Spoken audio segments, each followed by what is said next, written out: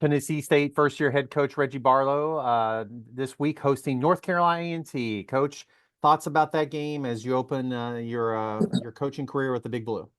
Yeah, well, thanks for having us on. This is a wonderful opportunity for us. I'm so blessed and humble that I have a chance to be the head coach here at Tennessee State and have a chance to work with these group of coaches and these group of student athletes that have been putting in a lot of work since we reported to camp, about 19, 20 practices.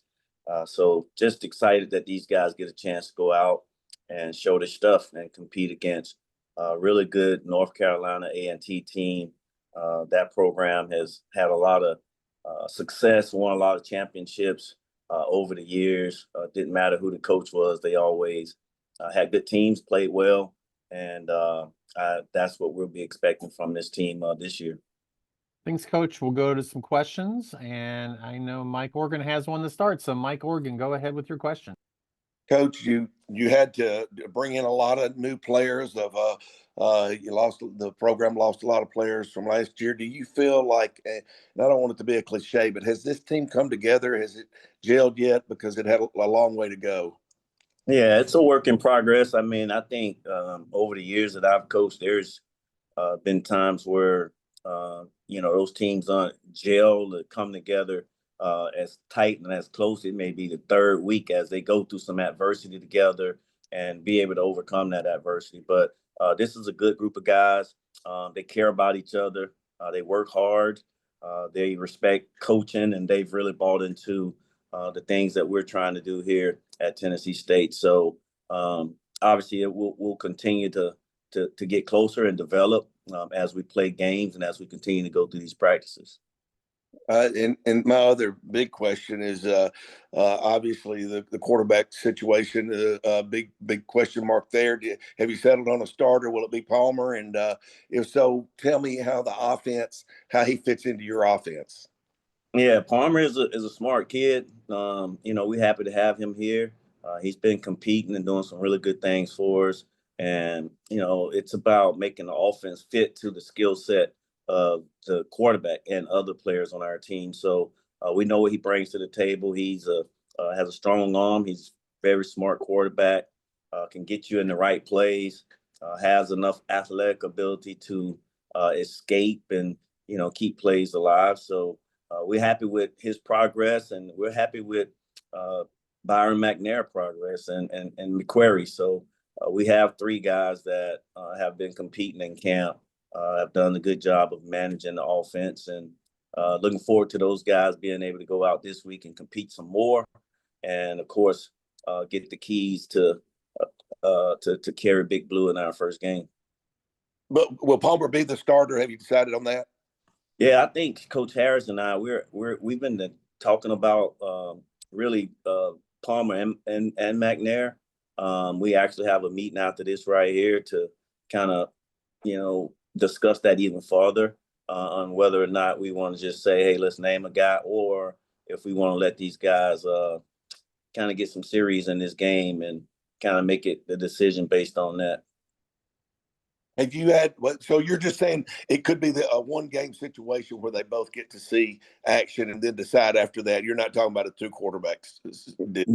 Yeah, no, not two quarterbacks. I mean, obviously, both of those guys bring their own style of play into it, but just giving them an opportunity to go out and maybe not have a two quarterback type setup, but maybe both of those guys get a chance to play in this first game. How does McNair differ from Palmer? Well, McNair, he's not as tall as Palmer, but he can make all the throws. He has NAIA experience as a quarterback and won a lot of games when he played over there at his other school. But he can do more of that inside zone stuff, quarterback run type stuff. He has that dimension in his game. So two good choices, and those guys have really been working hard. Coach Shannon Harris is outstanding with quarterbacks. Coach Brian Hayes, and we'll let those guys make a decision on which one of these guys we let have the job. Okay, thanks, Coach. I'll see you this afternoon. Yes, sir. We got Brandon King up next. Brandon, are you on? You got ready to ask your question? All right. Can you hear me? Yes, sir. Yes, Yes, sir. All right. Good morning, Coach. How you doing? I'm well. Thanks for asking. How are you? I'm doing well. I'm doing well. Brandon King with Inside the HBCU Sports Lab at SneakerShopTalk.com. Wanted to ask about the challenges, I guess, when you look at North Carolina A&T, your opponent this Saturday. In some ways, they're similar in terms of a new coaching staff coming in, a lot of roster turnover. So, in your game preparation, are you looking at, maybe film of Coach Gibbs at Fort Valley to try to get a bead on certain tendencies, or is it just going to be more of in-game type adjustments as the game plays itself out on Saturday? Yeah, Brandon, I appreciate that question. That's a good one. Obviously, in this situation, you just as you mentioned, you go to Fort Valley film to see, type of stuff that they did from a schematic standpoint. You also go to Howard, where one of the coordinators came from, to see what those guys did. Listening to interviews, trying to find out who's their personnel.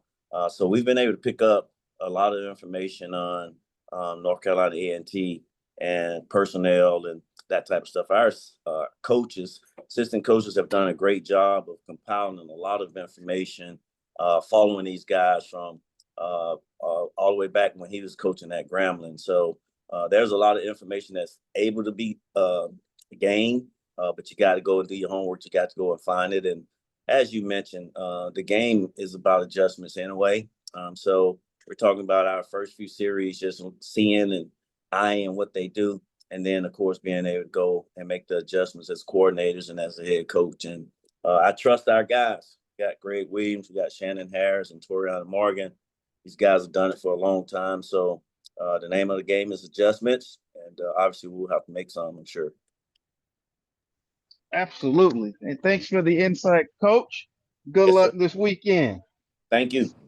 Coach, you've been involved in a lot of great Classic games. Talk about being the John Merritt Classic, though. I forgot to mention that at the beginning, just that kicking off the season and everything that goes along with that. Yeah, that gives me chills. Just to know, obviously, to know that Big John was a great coach here. A lot of people loved him and what he stood for, and the teams that he had, the championship teams, and to have a classic named after him. And as you mentioned, right, I've been a part of Turkey Day Classic, Magic City Classic, Circle City Classic, all of these wonderful classics, but had always heard a lot about the John Merritt Classic. Never had been a part of it, but just grateful and humble that we get a chance to live out his legacy and be a part of his classic. And we'll make sure that our student athletes understand what this game is and what it's about and who we're playing it for. Anybody else? Other questions for Coach? All right, Coach. Appreciate your time this morning. Best of luck Saturday. We'll talk to you next week. Thank you.